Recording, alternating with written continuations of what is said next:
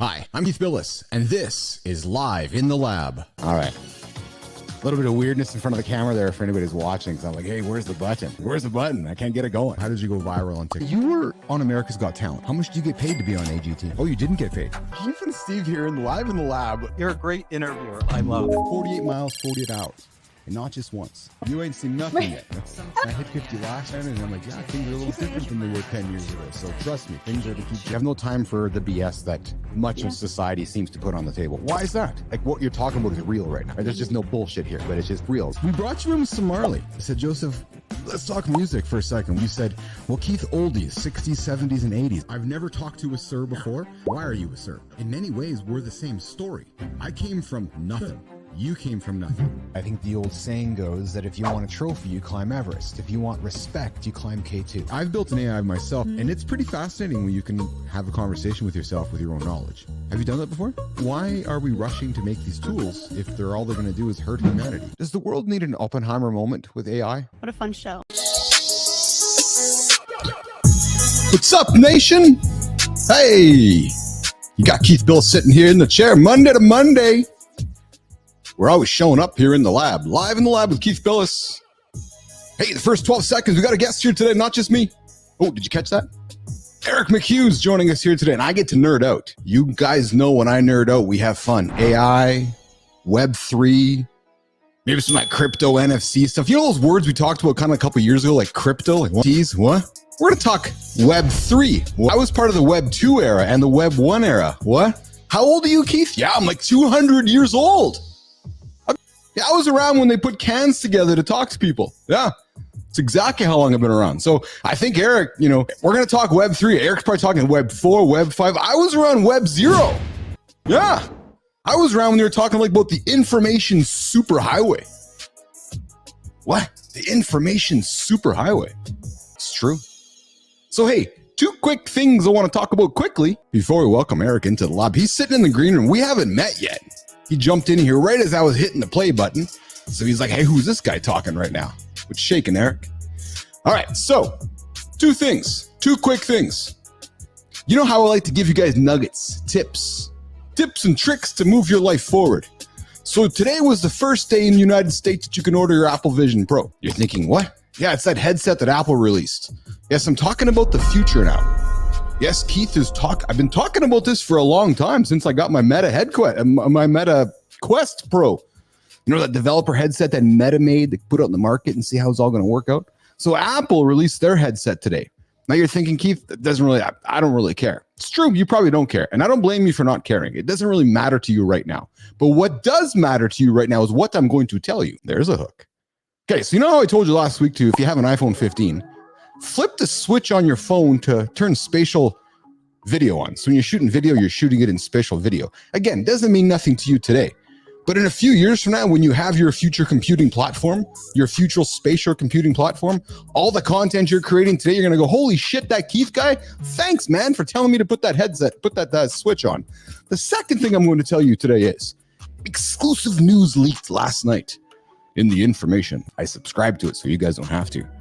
So iPhone 16 coming out next year will have a physical hard button right here. Why? So people start shooting video this way.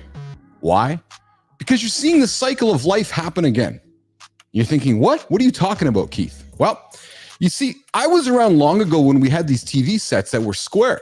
Then they went to this way. And then society just adapted along the way. And then a few years ago, this platform TikTok came out. And everyone's like, hey, I want to watch videos this way.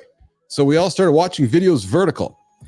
Well, you see, what's going to happen is that we're all going to go back to capturing videos horizontally again, because it's going to be the best way for us to capture that content in our headsets and our spatial computing devices. To do that, Apple's going to put a hard button on their next iPhone, which is going to encourage, perhaps not force, but encourage all of us to kind of start shooting our videos this way again. Why? Because advertisers don't make a lot of money on advertising this way, but they make a hell of a lot more money advertising video content on videos that watch this way. So you're going to see over time the TikTokization of content moving back to horizontal videos again, and it's going to be precipitated by a physical button. Trust me, mark it in your calendars. January 19th, Keith made the prediction, Nostradamus. 1 year from now, we're all going to be shooting videos More like this way. 2 years from now, we'll be shooting more videos this way. 3 years from now, we're all going to have headsets. Anyways, second thing, before you invite Eric back in the room, I saw posting on LinkedIn. You know how much I love accountability, public accountability, and believe in public accountability. I saw somebody out there today give you a life hack, which was one of the best ways you can move your life forward is to not state your goal publicly and to do it in silence. Ben Meir, sorry, pal, disagree with you, man. The highest way to achieve your goal is to state it publicly. 70%. 70% chance of stating your goals publicly is going to mean you're going to achieve them. So don't rogue around in silence. Have the courage. State your goal publicly. Look for an accountability partner. Hey, I'm here. Let's go achieve it. You can achieve anything, but you got to state your goal. All right. So my goal now is to move the conversation to the guy sitting in the green room. He's been patiently waiting, watching me, yitter, yatter, probably flipping his iPhone around, trying to find the switch. We're going to welcome Eric McHugh into the lab. We're going to move my attention this way, going to flip the screen on and welcome him in. You guys know how it works. There you go, my friend. So I'm glad we recorded that because I'm looking for an audience, Eric. So maybe you're my audience. You got to tell all your buddies, all your friends, say, hey, you got to tune into this Keith Bilous guy. He's like a cheap ripoff of Joe Rogan on steroids from Canada. No, I'm not on steroids. Yes, I'm from Canada. And no, I'm not Joe Rogan. I'm better than Joe Rogan. I'm Keith Bilous. You're I would say Joe Rogan is the number one Joe Rogan in the world, and you, sir, are the number one Keith Bilous in the world, and no one can compete. There you go. Nor should they try. Brother, where are you joining us from today? I'm from Los Angeles, California. Nice. Yeah. Oh, so you're from the heat. I'm from no, it's not heat. It's just the perfect weather. Constant year round, 70 degree, always sunny, a couple clouds, drops below like 60, and that's when people really start complaining. That's awesome. So I like to set up the conversations with my guests to make my audience care about you and have them invested in Eric. So if I got to get this off the table. So I'm from Winnipeg, proud home of my Winnipeg Jets. Okay. Are you a hockey fan? All right. So next question. Where in LA do you live? I live in a beautiful town called Palos Verdes. It's a suburb, so it's good for hiking, good for beach, good for all that stuff. It's good for like outdoors. It's a very peaceful, quiet place, which I love. Are you an outdoorsy kind of guy? You like to spend time outside, or? Oh, I love the outdoors. I love walking barefoot in nature. I love the trees. I love sitting there. I think honestly, being outdoors is one of the most recharging things you can do. Like, as a matter of fact, I'm in a very fortunate situation where like midday, I love to go on like hour-long walk in nature through the bushes, and then come back strong. Dude, that is so that statement there in itself is powerful because a lot of people can't wrap their head around that. Right. A lot of people just kind of go. And they're saying, when this Eric guy stops for an hour in the day and goes for a walk in nature. First of all, like, who uses the term, yes, I'm going for a walk in nature, yet it's such an intentional term that means so much, really, when you think about it, right? Yeah, no, and the key word and I think you agree that words are important. It's called spelling for a reason. Curse words are curse words for a reason. And you just mentioned the term intentional. I'm intentional with my walk. I'm intentional, like, okay, I'm reconnecting with nature. I'm going to recharge. I'll leave my phone at home, which is another foreign concept. Then I come back and then I take my calls. Yeah, we're already vibing on the word intention. And the words come up in the lab a few times, Eric, because would you agree with me that many people are scared of that word? Because when you use it, either writing it down or publicly stating it, you have to back it up, eh? No. And I'm glad I caught that part of your speech because I agree with publicly stating your goals. There's a reason why in every anime, the guy's like, I'm going to be the king. I'm going to be the strongest ninja. So I agree with that because once you put it out in the world, I believe in, okay, we're about to get a little woo-woo, but I believe in manifestation. So everything, your thoughts literally have weight, and it takes a while for your thought to manifest into physical reality. So if I think ShopX would be really successful, of course it is. I just act as it is. So I'm acting as like whatever my goal has already happened. And then that creates a reality where it's already happened. So if you know the end goal, you're strong, your intention, you don't give up, you eventually hit that goal and you just figure out the stuff in the middle in the meantime. Yeah. And that's powerful. And it's like you said, in the meantime is like the Renaissance period, right? You don't even know what's happening, Eric. You're living it. Then you wake up one day and you look back, you're like, oh, right. I just went through all that and I'm now actually successful, even though I've been successful the whole time. Exactly. Success comes from within. You just got to live in the present moment. You just realize you already are successful. But yeah, it's fun. It's like climbing Mount Everest. It's like one step at a time. You're just kind of focused on climbing. And all of a sudden you just look down. It's like, oh, goddamn, I'm high up. Let's go. Yeah. So I was fortunate, Eric, to climb Mount Kilimanjaro as a goal in my life, and it's a powerful. There's a lot going on in that, right? A lot of metaphors. It was a journey in my life. I was going through a life journey, a personal life journey. And when you think about a mountain, Eric, and I think I can speak to you about this because I'm gonna read to the audience you're about here in a second because it's deep and it says a lot about you. But I want to share this journey about walking up a mountain because I'm sure you can appreciate this just by living in California. When you go up one side and go back down the other, rarely do you look back and say, damn it, I wish I didn't climb over that mountain. And I'm really regretful that I achieved this goal. Yeah, no, actually, while you're climbing, the whole time you're just like, "Oh, this is amazing! This is beautiful." Right? I'm tired, but this is awesome. Right, but so what I found so powerful about trekking or trekking mountains is all the time A, in your head, B, this idea of literally moving forward intentionally. It's not about speed. It's literally the turtle. Just put one foot in front of the other. And then you will ultimately achieve your goal. And then you can physically see it, right, Eric? Because you're at the top, you can look around, you can look down, you can have the feeling of excitement, but then you recognize that the goal is still not done and you have to get back down. So then it's like, okay, I got another goal I got to achieve. Then you get back down to the bottom. Then you're invigorated going, I've just achieved this goal. Then you look behind yourself and you go, wow, I'm never going back to the other side of that mountain again. It's like this physical manifestation of what you've achieved. Follow me?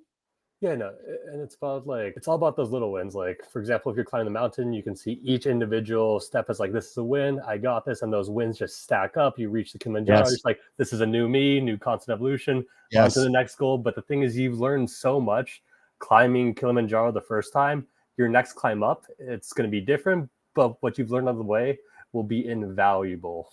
And plus, Yes. while climbing Kilimanjaro, if we're using metaphors, you've probably met some people you aligned with on the way. So that makes the journey a little more fun. Isn't it true? Isn't it true?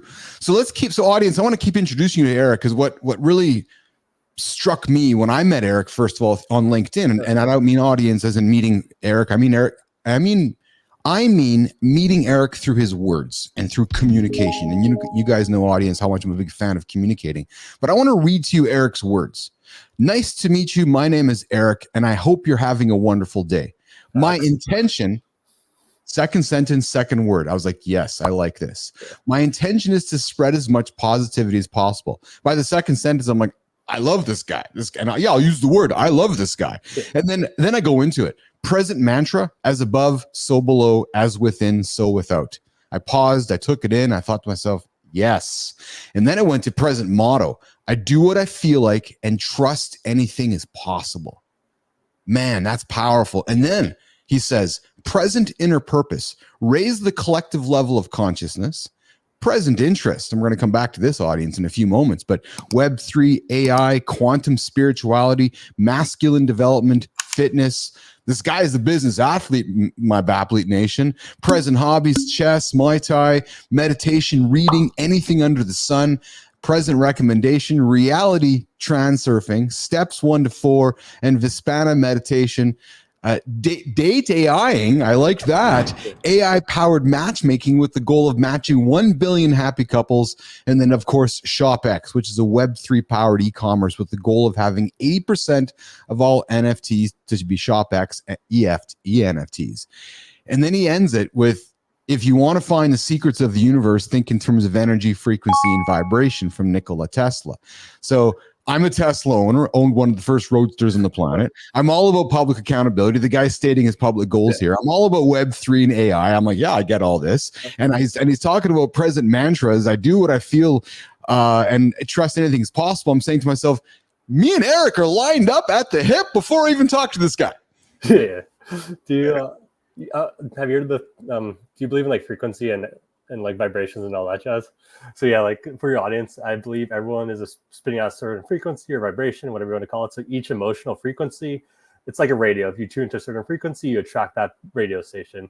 So if you're sad, you're happy, you're angry, whatever, those are different levels of frequency, and you can measure those.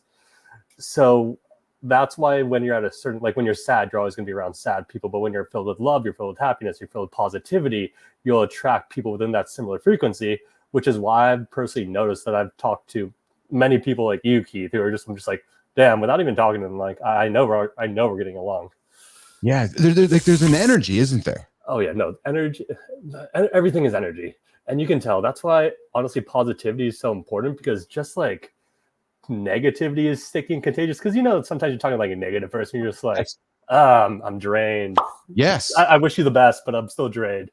Yes. Positivity is also contagious, which is also my main reason for going on podcasts, because A, it's also super fun just to talk random shit with people, but B, it's like, if maybe our conversation raises the level of happiness of just one of your listeners, that person is slightly happier, they go throughout the day, they give an extra smile to the person throughout their day, that raises their level of consciousness, and then it creates a chain reaction of just positivity. So I think that's a cool concept. Well, and I would like to extend that concept a little further, as I'm trying to build a business around accountability in those concepts where, we go live every single day, Eric, and it's that friendly voice. It's you knowing that, oh yeah, okay, there's Keith, there's my accountability partner, there's my accountability partner, my accountability voice, Keith Billis there every single day. I know he's showing up. I know that if I'm kind of feeling down right now, I can tune in at noon Central Time into YouTube or X or LinkedIn, and there he is. There's that friendly voice. And that's what we're trying to do with this, which is giving people that positivity, that comfort on, oh yeah, right, okay, yeah, okay, right, I can get to the moment right now. Right? You know what I'm saying? Yeah, dude, you're 100% right. And I didn't know you create a show every day. I can't tell you how important it is to show up daily. And since you create that show every single day, I have no doubt eventually you'll become extremely successful if you aren't already. Well, you already are successful, but I have no doubt you'll achieve whatever goal you want just because you show up daily. And people pay attention to that. Like, for example, let's say, I don't know your listener count or whatever your goals are. Let's say you have 50K listeners today. Let's say, and you show up daily for the next 2 years, you grow to 1 million. Those million users will be like, oh, he did show up every day for the past 2 years, creating a compounding snowball effect, and thus attracting more people to your content. And if you are spreading positive content, which I can tell you are, it's just a long-lasting positive impact. So you're injecting a bunch of positivity in the universe, or what I like to call just Akashic records, or just the Akashic records are essentially just the records of every thought, everything that's ever happened in humanity. So if you're injecting positivity into that, all the power to you, man. You're crushing it. Thank you. I will tell you, excuse me, it's conversations like this, and it's guests like yourself, which are the fuel for my energy on days where the energy is absent, or the energy is, I need to manufacture it to show up. And I don't say that to lie to the audience, because we all know that, every day is not easy. But I always say to everybody, just show up, because as long as you can get your foot into the gym, I'll use the gym metaphor. Yeah, that's the best one. That's the best one for that. As long as you can get your foot into the gym, you don't know what's going to happen. You might have your best lift, you might have your worst lift, but at least you made it to the gym, where most people won't even walk into the gym. Yeah, no, honestly, the worst lift you could ever have is better than no lift at all. And I think we both know the gym is an absolute essential. Absolutely. Eric, I want to talk about, I want to hang on energy for a few moments with you. So when and where in your life did you discover that energy was a foundational value and principle for yourself? Was it through parental influence? Was it through reading? Was it through a mentor? Was it through your own self-discovery, where you started recognizing that there's more going on here, and you wanted to learn more about what was going on? Because it's a very nebulous topic that people most of the time have a hard time wrapping their head around it. Yes, and that's a good question. It honestly was one of those things, like when the student is ready, the teacher approaches, and it didn't happen all at once. Like I would say, like the evolution from like 9 to 5, I had a 9 to 5 job, then cryptocurrency broke me out of that mold, put me into entrepreneurship. That I got surrounded by really smart people, founding really successful companies, which was fantastic. Being surrounded by like an incubator of like 10 different companies, so I could just learn from tons of people. Kept that going for a bit, and at that point I was reading pretty much everything I can get my hands on. And then the first thing that brought me into spirituality was a close friend recommended a book. It was A New Earth by Eckhart Tolle. And at that point, I'm just like, okay, energy, spirituality, what is that? Woo, whatever. But I'll read the book. And it turns out I just resonated extremely well with the book. Then I started seeing more and more content in that line, started researching more and more, started watching all the YouTube videos, and then I just kind of played the algorithm in my favor. And a couple months ago, I went to so this is what really kicked it wide open. A couple of months ago, I went to a 10-day Vipassana Noble meditation retreat in Joshua Tree, California.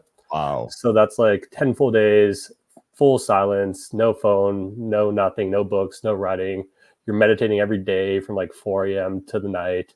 And so you're going introspective. It's hard, like it's hard work. But then when I came out of that, it was just like a whole new person. And then here we are. So it's like I always knew the information. Like it's one thing to know the information. It's like I always known everything was frequency, vibration, all that stuff. I knew like the chart, how like anger, whatever. Shame is like a resonant frequency of 50. Anger, fear, and blah blah blah. Those are around 200. Love's at 550. So I always knew that like factually, but it's another thing to actually live it. And once I started living it, that's when the magic really started happening. Now I can realize I could just like think something and it would happen. And then I started just attracting the most positive people in the world, not just you, Keith, through like podcasts and whatever, but like I was at like at the gym, like people approach me, it's like, you're the man, give me like a fist. I'm like, oh, listen, never happened before. I was at a ghetto sandwich shop, which I love. And I mentioned the word ghetto because it kind of matters, but like in this ghetto sandwich shop, like some guy with like basketball shorts down to his knees was quoting Eckhart Tolle. I'm just like, this has never happened before. But I think it happens. I just never would have noticed it because I'm not on that frequency. And now it's just like a snowball effect. I'm just like, oh, damn, this is a good thing for me. Let's keep going. And of course, it's not all easy. There's some dark parts, like integrating your shadow, integrating like the dark parts of you. Just like, oh, that exists. This came from this trauma, blah, blah, blah. But it's a long, fun spiritual process. This is fascinating to me. So was there like when you looked in your own mirror in the past, Eric, Yeah. was there parts of yourself that you weren't liking or weren't happy with, and was it a reflection and a recognition that you needed to have that awareness to do something about it? No, it was never that. I've always, I mean, like when I look in the mirror in the past, I was like, whatever, you can do better. But now when I look in the mirror, it's like, oh, you're exactly where you want to be. And if you want to try something trippy, if you're ever having a lucid dream, look at yourself in the mirror. That's a trippy. I bet. I want to talk about the Joshua Tree experience. And as you were stating, so as you were talking about it, I'm reflecting upon my experience of climbing a mountain. And when I tell people about that, people are like, oh, I could never do that. I don't know how I would imagine going 9 days without a shower and climbing up a mountain and shitting in a paint can and all those. And then I hear you explaining to me the Joshua Tree experience. And I'm now putting myself in the shoes of the people saying, oh, I'd never climb a mountain. Because I'm thinking to myself, wow, 9 or 10 days of complete silence, no phone, no internet. And I just want to make sure I heard you clearly. So from 4 a.m. until darkness, it's complete silence and just meditation? Yeah, so there's a set schedule. So 4 a.m. you wake up. So it's a center. And it's just like the mountain where it's like, no one ever thinks they climb the mountain. No one ever thinks they would go to a meditation retreat. And you know how you start? You just start climbing the mountain. Or you just sign up online. It's like, well, I signed up. Looks like I'm going. And then you just like drive there. It's like, what am I going to? I don't know. I go there. It's okay. The facility's pleasant. So yeah, the structure of that is you have your meditation hall. Oh, and from a business perspective, the structure of the business side is really fascinating. It's a great lesson in scalability. So the center itself, there's one center in India, and there's a bunch of satellite centers in Joshua Tree, California. For the user, it's completely free, and they get funded from previous students. So I can only, if I wanted to donate, and I do donate to the center because that's great value, I can. But if you wanted to, you couldn't because you're not a student. All the food, everything is free. It's locally sourced through donations, and the service workers are past students who come back to support the program. And what's cool is I could drop you off. Let's say you have a shift in 5 minutes, you have your first shift. I could drop you off and you'd be able to do the task you needed to do, serve the food, do whatever, do the cleaning, because it's so intentionally direct, like the directions are on point. But back to the experience. So it's 10 days, noble silence. You have a meditation hall. Women and men are separated into different sides. You have a meditation hall, a dining hall, and you have your own individual room and a walking path. That's all you have. You wake up at 4 a.m. You start meditating. You're on gong time, which is pretty cool. So yeah, like I turned off my clock at the time, so I just kind of live by the gong. It's like, okay, gong is ready. That means there's dinner. Oh, gong, that means it's hard meditation. Oh, gong, I guess it's my walk time. So yeah, it's from 4 a.m. to around like 8 a.m. And then you have a discourse, which is again a cool experience. So the main teacher is some guy named Goenka. He's passed away, so he's dead. But it's all done through video. And he's so on point with his lessons. He knows exactly what you're going through, even though he died like 10 years ago. But the method itself of the meditation It's the method that the Buddha used to reach enlightenment. Mm-hmm. So what you do for the first like 3 days, and don't get me wrong, sitting for that long is very challenging at first. You're just like, Jesus, this is actually kind of painful. But you do it because everyone else is there. You're just like, well, that old lady's doing it. I'm not a pussy, so looks like we're sitting. But yeah, so the first 3 days you focus on the area around your nostrils, and eventually you start to pick up different sensations. And then after that, you just move that like area like within like an inch, and the better you get, the smaller you can make that surface area. You just scan your body up and down. And what this does is it pulls out the traumas that are stored in different parts of your body. So think of like if you're a NASA scientist and you're sending something to space, you have a piece of metal, you need 100% pure. You run it through magnets, and that's what extracts the metal from the core metal that you need pure. So that's what you're doing with your traumas and sangrias, as they call them. So you're scanning your body. It's like, okay, there's a sensation in my shoulder. You focus on that. That's a different trauma, and then that trauma comes up like you relive that memory. It's like, because I've been remembering stuff since I was like 4 or 5, childhood stuff. Just so much stuff is coming through. So it's just a long process of that. And the reason for the noble silence and no like phone, no nothing, is because it keeps you in that state. Like, for example, if I were to meditate like for an hour right now, which I still do because I keep the practice alive because it's an amazing practice. But right after that hour, I jump on my phone, I check my emails. I've already reconnected to society. But for there, you can. So it just kind of keeps going and keeps stacking on each other. The benefit you don't have a choice. Yeah, you're just like, oh, I'm here. What am I supposed to do? I guess might as well meditate. And and you close the meditation too. So you do your thing, you close your meditation. And the last thing you do to close is you store all your energy in your head, and then you just start wishing out love to everyone in the world. It's like, oh, you, I wish you all the best. So that itself is a powerful practice because you genuinely mean it. And the thing is, for example, when I walk around the gym, I'm generally wishing everyone the best. I'm just like, nice lift, dude. I obviously don't approach them and say that because that's kind of weird. But I'm thinking it, and then I've noticed a clear like tangible reaction from the people where it's like people are smiling, I'm getting those fist pumps, I'm talking to people in the steam room. It's like it's honestly great. Yeah, because you're putting out that positive energy. Yeah, no, and again, that's pretty much what as above, so below means. It's like your inner reality is a reflection of your outer reality is really just a reflection of the inner reality. So if you're putting out positive energy, you're gonna get positivity in return. If you're putting out negative energy, you're gonna put negativity in return. So yeah. Continuing with the retreat, curious guy over here. So are you actually not talking to anybody for 10 days? Or is it just you're not talking to anybody during certain periods of time? So if you really need to, the full 10 days, it's so you show up a day before and you leave a day after. That's not including 10 days. So people think it's like, oh, it's 8 days. Nah, it's a full 10. If you really need to talk with someone, you can schedule time. There's like a 30-minute session period where you can schedule time with your teacher just to get tips on how to meditate. So that's really it. But in terms of your other students, you're not talking with anyone. You're not even supposed to look with anyone. So during those full 10 days, I didn't speak to another student. I did one session with a teacher because I just wanted to get her advice on how to meditate better. But other than that, no talking, no looking. You're just kind of like walking around. It's funny because I'm just like over like ants in a colony. And the group of people who go to that stuff is extremely diverse.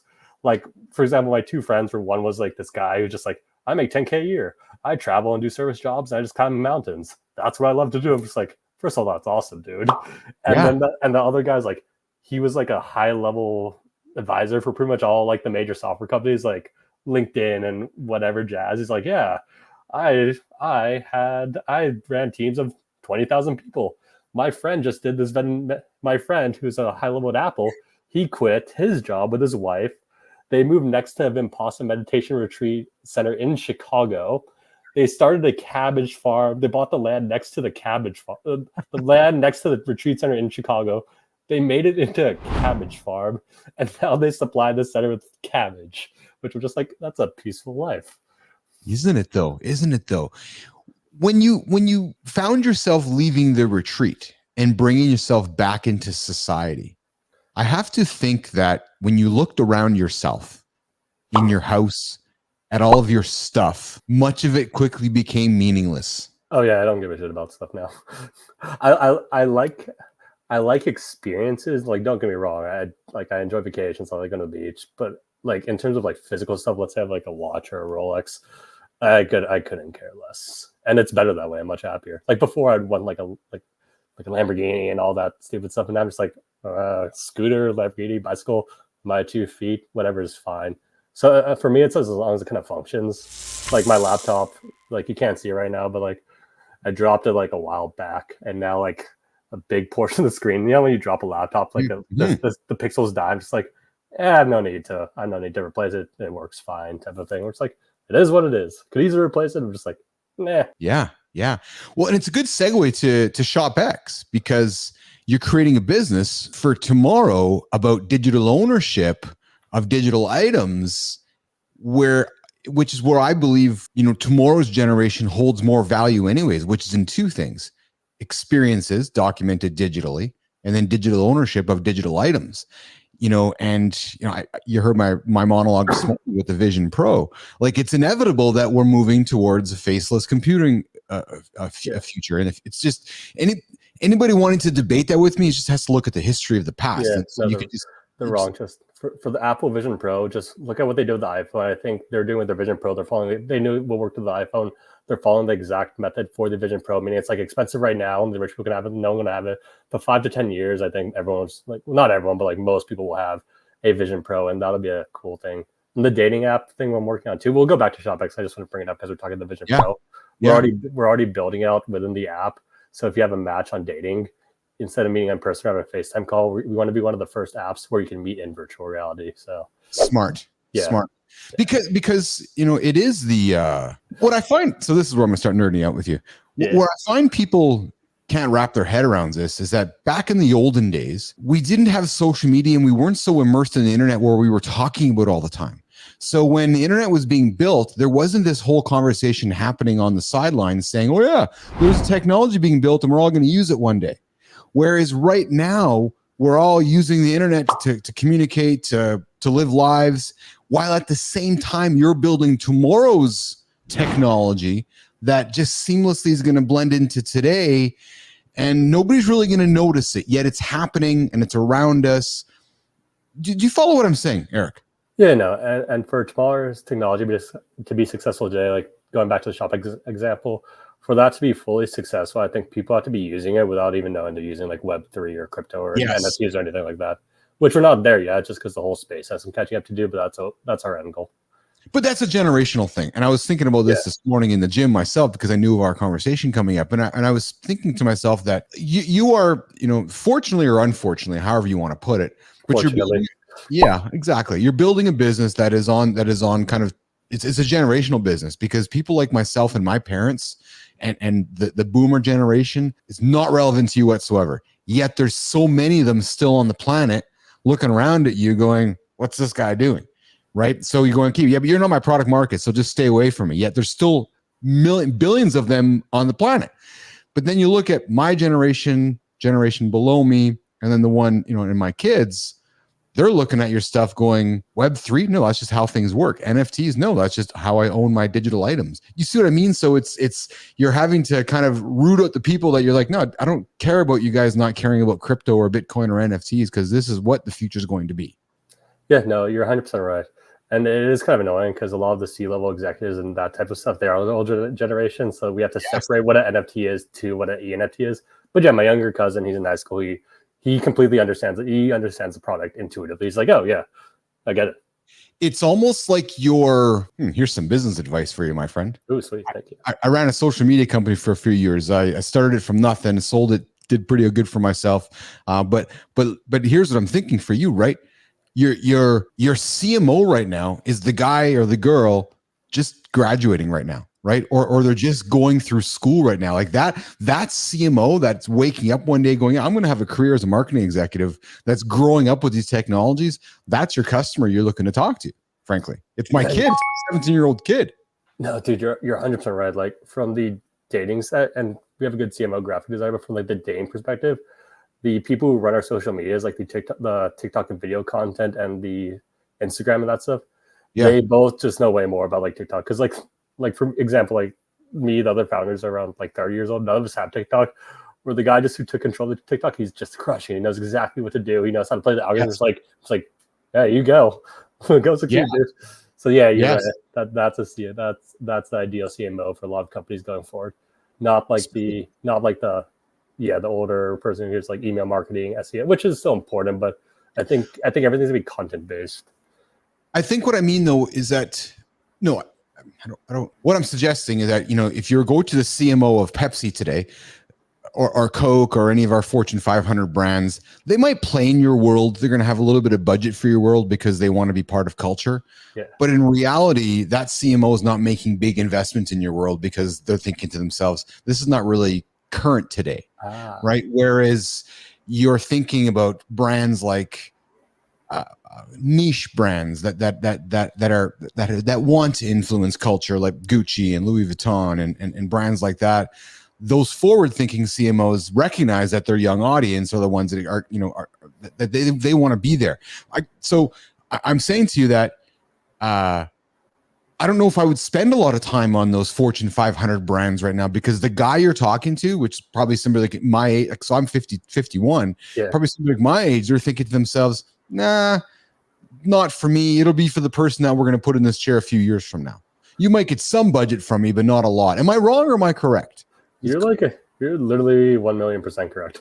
So like, yeah, with some of our major brands, I would say our biggest client with Fox is Fox's new TV show, Bilous. And so our business, so with them, we had to deal with what you're talking about. And on top of that, our business model, our ShopX token, is the first ever tokenized software license. So as a brand, when to use our products and services, you have to acquire a certain amount of licenses. Yes. And with a brand like Fox, there's obviously legal checkups. So that was a long conversation that kind of took a while. Whereas the newer niche brands, like the hip brands, like the brands that sell like the Supremes and all that stuff, they're just like they get it much quicker, and they can act much quicker too.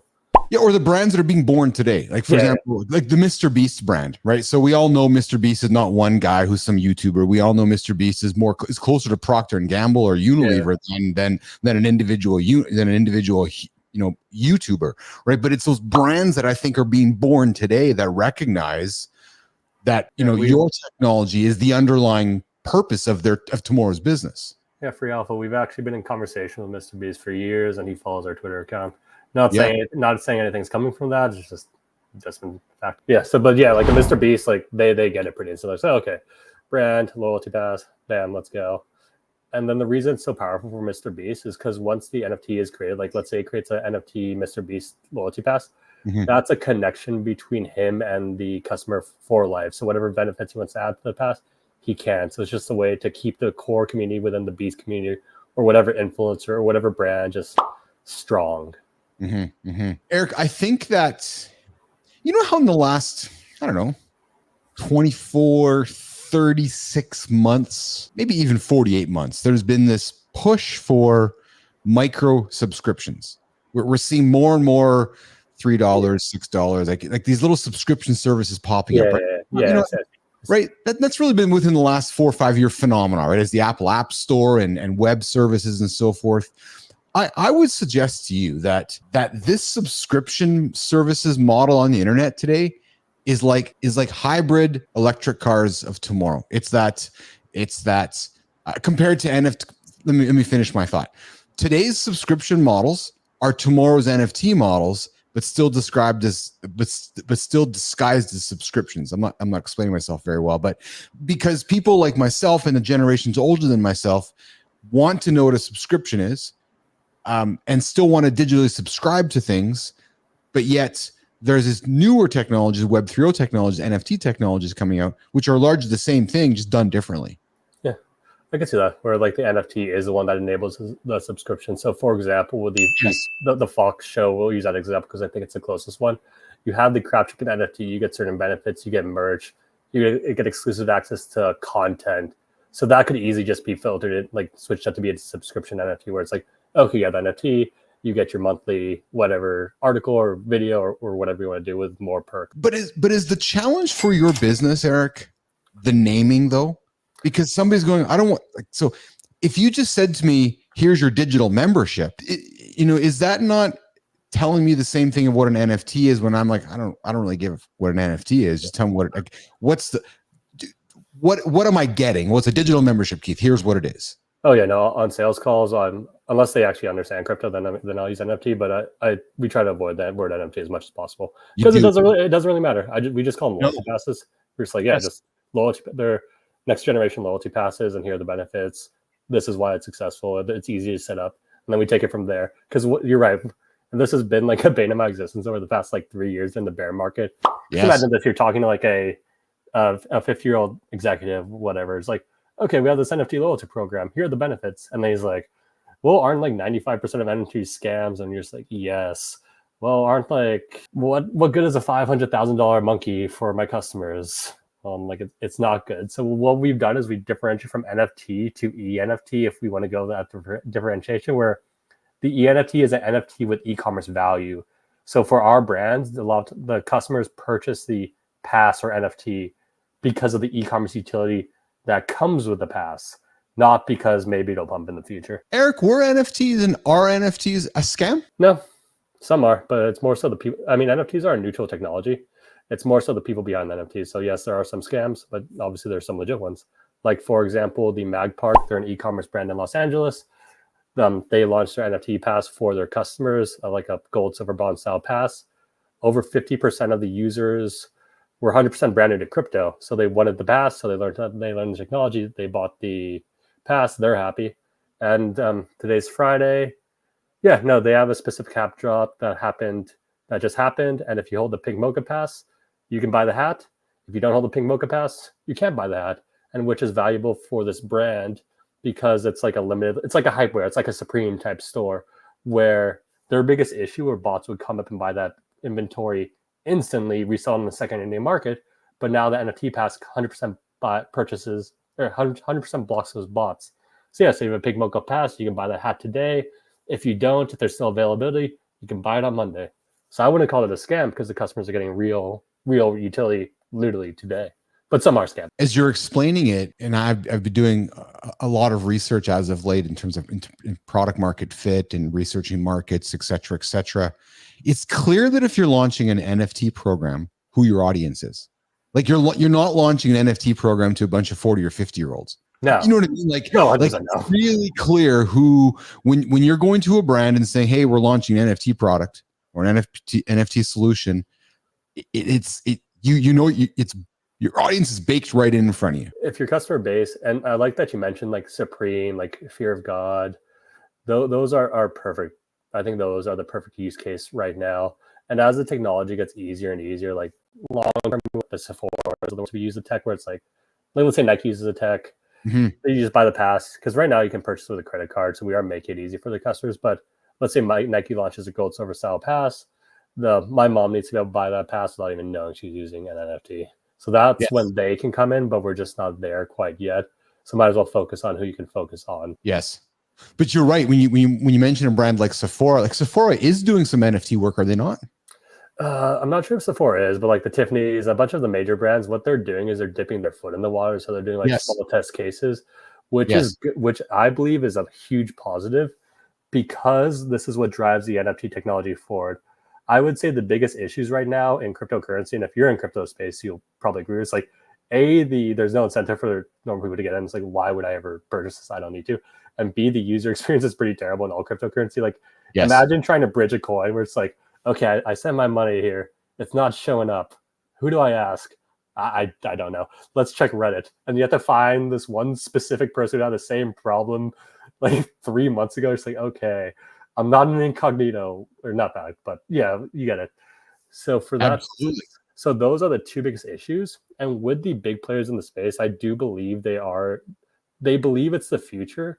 Their customers just aren't there yet, but they have the knowledge, the money, the talent to make, and they can send their customers to a shitty user experience. So since they have the capital, they want their own programs to be successful. They'll make it easier for the rest of the people in the space. And I can talk about a failure too, or not even a failure. We were going to launch an NFT pass with a wrestling brand called Impact Wrestling. So they're they're a WWE brand. Oh, nice. You know Impact. Shout out to the Impact team. They're fantastic. 100%. Yeah. So like they're pass. So they downloaded the app. They got the licenses. They created the creative. The pass collection was going to be like a Mickey James pass, like some of the wrestlers. Or if you're a fan of Mickey James, you buy the pass. We created a token gated Discord channel where you can chat with the wrestler, you get some autographed merch, all that cool stuff. We did the PR release, and then it's probably still on their Instagram or their website or something, but within the comments, they got ratioed really hard. They're like, what is this? We don't have the NFT, blah, blah. And they got ratioed where it's like, no, F this. And then they canceled because of that, because their customers weren't ready. And this was right around FTX too. So in talking with a lot of brands, that's where we're kind of sitting. So we're like, we think it's the future. We think it's a good idea. It's a pretty easy sell once you like show them examples, but their customers just aren't there quite ready yet. So I expect that to change over the near future as cryptocurrency gets more widely adopted. Well, it's interesting when you say customers aren't fully there. So again, I go back to hockey, my local hockey team here, the Winnipeg Jets. I noticed about 18 months ago, 24 months ago, they released some NFT collectibles on an NFT shop platform, I think it was. But then the momentum and the chatter died away. And I was talking to somebody a couple weeks ago, and he essentially said the same thing you said, which was our customers really aren't ready for this discussion yet. And FTX and Binance and the whole publicity around all of that scamminess just discouraged a lot of people. No, and like honestly, they're right. Like I don't blame the people at all, because they're just like, it just made this whole space look bad. But the good thing is, it was like, I pictured it like as a fire type thing. It's like a cleansing fire. It's like they had to go eventually, so they're gone now. The space will rebuild. If cryptocurrency was destined to be part of the future, then it'll be part of the future. Then NFTs will be successful. If not, it's not. Well, and I think you said it best too, Eric, which is, so yes, you're in crypto, and yes, you're in AI, and with crypto, there's not much the whole power of crypto is regulation, but you're also smart enough to know that, because you said it yourself, there needs to be regulation around it, because somebody who wants to put money into one bank to move it to the other bank, they need to know it works. Yeah, right? So there needs to be some kind of regulation, you the confidence that it's going to work, right? Yeah. Oh, 100%. And this is where the crypto space, I think, I find a lot of people in the crypto space, and then nothing I say is financial advice, not legal advice, but I think this is where some people on the legal or the regulation side and the crypto side, they just don't need to grow up. And of course, there's incentives to not work together, like in the background, and I think we know why. I don't really want to get into it, but in the end, they need to work together. But the beautiful thing is, it's a global thing, so that's where the incentives work best. For example, like there will be countries who work better with cryptocurrency. They move faster than like the United States or something. And then what happens there? Let's say the United States kills crypto, and they try to kill it. A random ass country doesn't. The talent, the money, the capital will flow to that country, and then the United States will get punished, and then they'll eventually step up. Yeah, you're right. Look at a country like Africa, where the infrastructure, the economic infrastructure there was so broken. You take a platform like Cardano or something like Hoskins trying to do, and identity and so forth. That's powerful technology that changes societies potentially. Yeah, 100%. Right. So the technology will go where it's needed. Yeah. You must find yourself some days, especially I would think as of late, the last couple of years, building a business, swimming upstream. What has that been like as the industry has shifted against guys like yourself? I mean, I would just reframe it in a positive aspect. So during the bear market, I'm just like, oh, sweet, it's the bear market.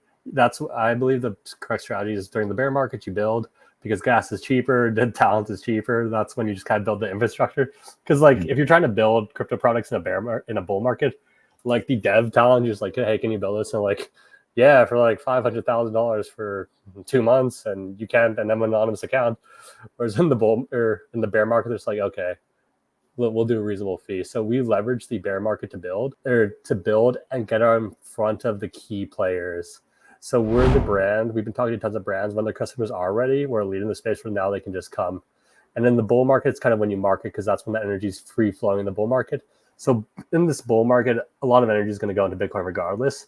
And as much of that attention, that energy, we can get off into ShopX as we do our things, we build our partnerships. We can, we'll win either way. How do you get business, Eric? Do you like what's your sales strategy to get business at ShopX?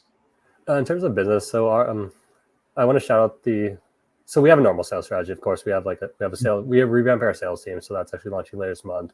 But in terms of like normal business strategy, of course, we have a email like a scraper like Cognicism, where you go down to company on Shopify, you do the normal business, you get their email, you get their phone number, then obviously cold call, then you put them in a CRM like HubSpot, and you just do the whole follow up things. You do normal stuff like that. In terms of other business, I like our referral program better.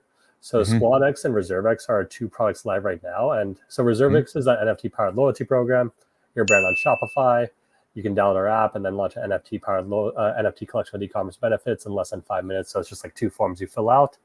And as a brand launching that collection, you have control over 95% of the funds. So if you're working like an agency and influencer, you can program in their wallet. ShopX earns 5% of that. So that's how we make our revenue. And then 2.5 of that we share with our SquadX community for helping our ecosystem grow. So just like Twitter pays our creators in ad revenue in USD, we pay our community for helping our ecosystem grow in ReserveX revenue. And the logic behind this is it's better to give than receive, first of all.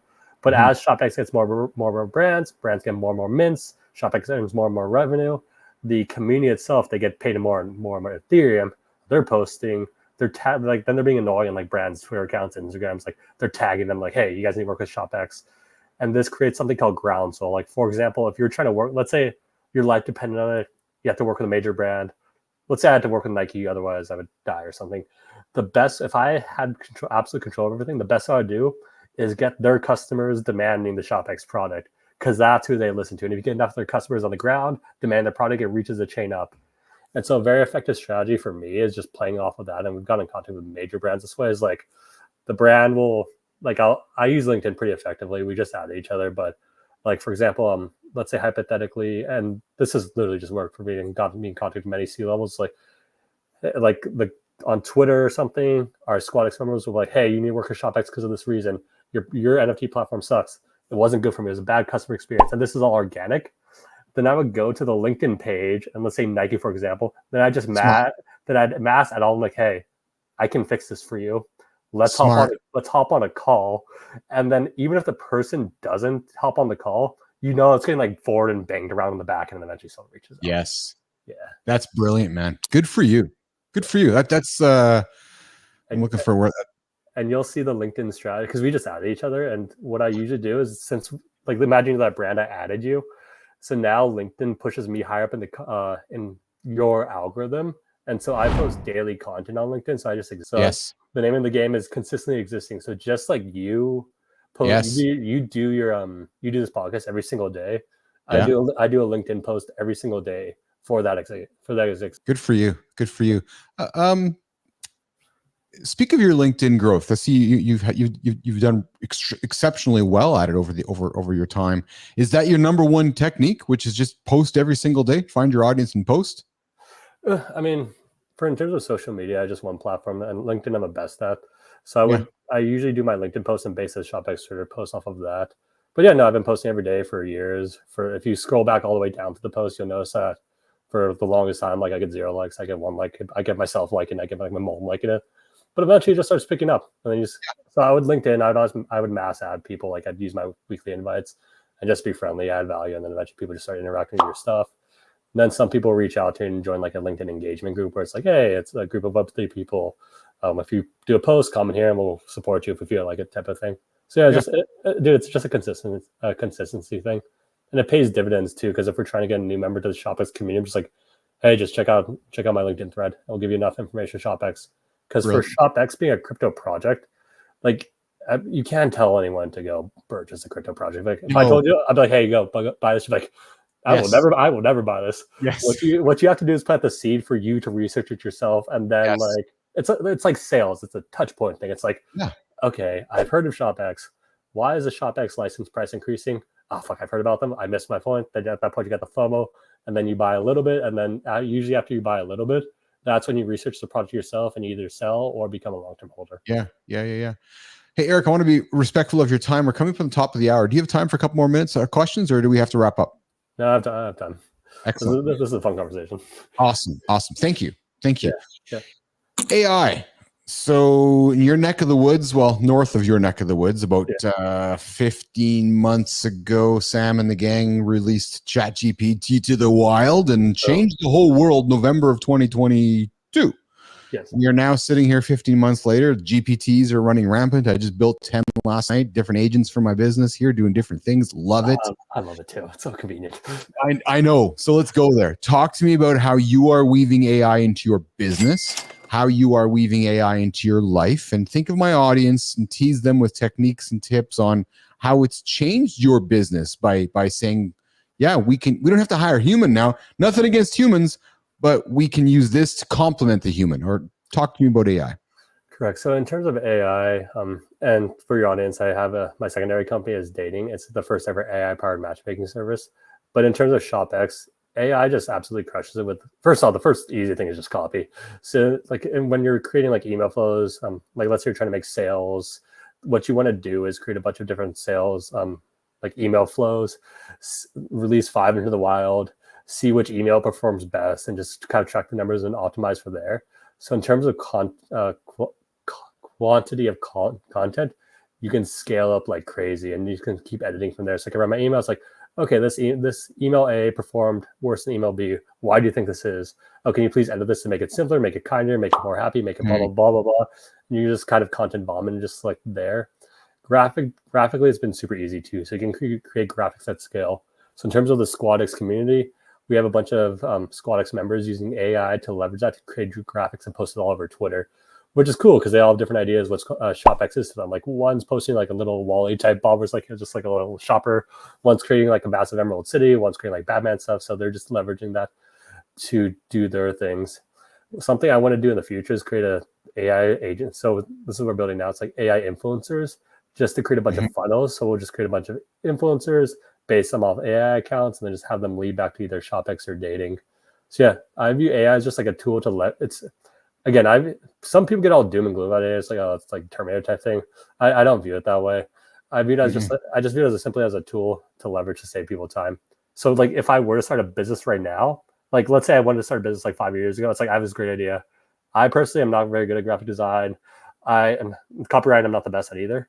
But now I can just get my idea from my head to a live product just much quicker with less people and less overhead, which is important. As like you just I like to learn every time I get into a call with somebody here, and I'm actively learning as I'm listening to you. And you said something that piqued my interest. Using AI influencers for lead funnels. Expand on that. Yeah, so if you look at whatever let's use Andrew Tate, for example, or pretty much anyone, what he has become is an influencer for his course to monetize that stuff. So his strategy was and this is something I'm doing in the background of the podcast too, but his strategy was he created content throughout the years. So there's tons of Andrew Tate content. And then he clipped up that content, created a bunch of different accounts, pushing his content all over the internet from like random ass accounts, hundreds, thousands. And then all that the social medias picked up on his like hashtags and all that stuff. And they picked up on him being popular because of the algorithm thought, hey, this guy's popular. People are sharing his stuff when it's really just him. And then it started pushing it to the general public. So that's his strategy he did. I think you can create more with AI. So for example, if I wanted to, I haven't done it yet just because of time, but you can create AI-based influencers. They can create daily content. They can do this automatically. And then you can have because once you build an audience, then you can kind of sell stuff to them.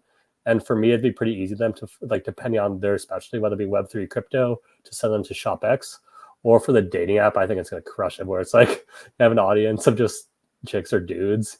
And then it's like, hey, sign up for this cool AI dating app and just link in the bio and just let it run in the background.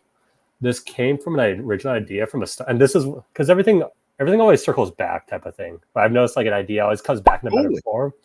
So yeah, there's nothing original. It's just you just rehash old ideas, make them better. Yeah, like in a previous startup, we had something called the growth engine.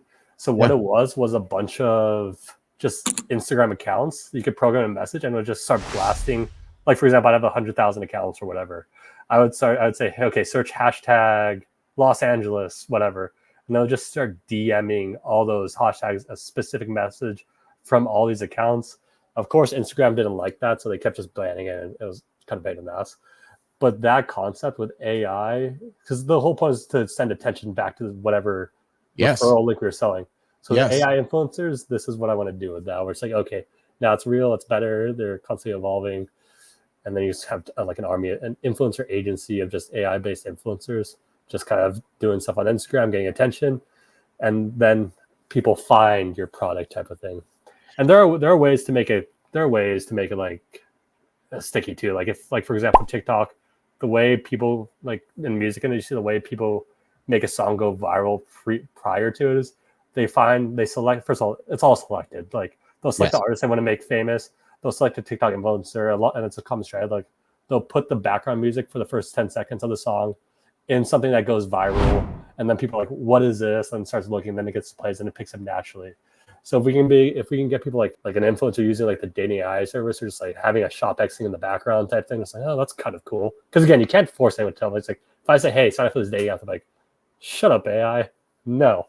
But they're like, oh, that's kind of cool. What is that? Let me think about it. Then it has to be their own decision. Where they're like, oh, this is a dating app. And the thing is, I'm cool with doing that, because I view ShopX and dating as positive companies. Like dating is trying to find people love, in the sense like it's an app where you link your social media. It creates an online profile based on your digital footprint. Then it'll match you with someone who has a similar digital footprint, and hopefully it puts the users in the position to find like happy relations. I view that as a problem that needs to be solved, and I view that as a positive thing. And however they want to find that. Interesting. Eric, you mentioned at the beginning of the call you're in your 30s. 30. Raging in reverse though. Awesome. The telomeres of a 24, 25. When you look around yourself and you look at the influence of AI, and we talk about AI influencers, how do you see the internet in 12 months, 24 months from now? Is it inundated with what's real, what's not real, and we start not even asking the question anymore, that we just accept that it's just AI is just part of society, that whether it's a real human being or an artificially influenced, I'll use that word, human being, it really doesn't matter? Like, does it matter to you? You're 30 right now. Do you know what I'm asking? Yeah. So it's like, and to answer your question, I think it's already baked into part of there. Like, for example, if you're on Twitter or you're on Instagram, I'm sure a lot of the content you see is AI generated. 100%. Yeah. And in terms of my personal aspect, there'll be some AI influencers, so there'll be some real influencers. It depends what they're peddling. Me personally, I'm good just because I kind of stay off. So I've replaced mine with scrolling, social media wise, with chess. So I actually don't scroll, or just I cut that out of my life. So like, so hold on. That's again, I love nuggets.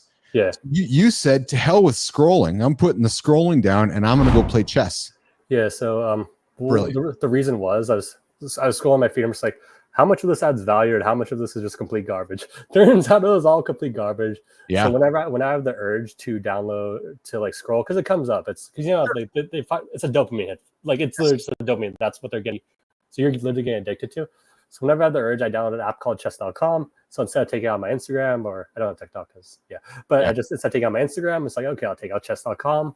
I put them in the same folder right next to each other too. So I make it easy for myself. So I'm like, no Instagram for you today. I'll play chess. And I play like, I do lightning games. I do 3-minute games. So they're pretty fast. Like same amount of time scrolling. It's like 2-3 games of chess. Which one do you think adds more value to my life? It's obviously chess.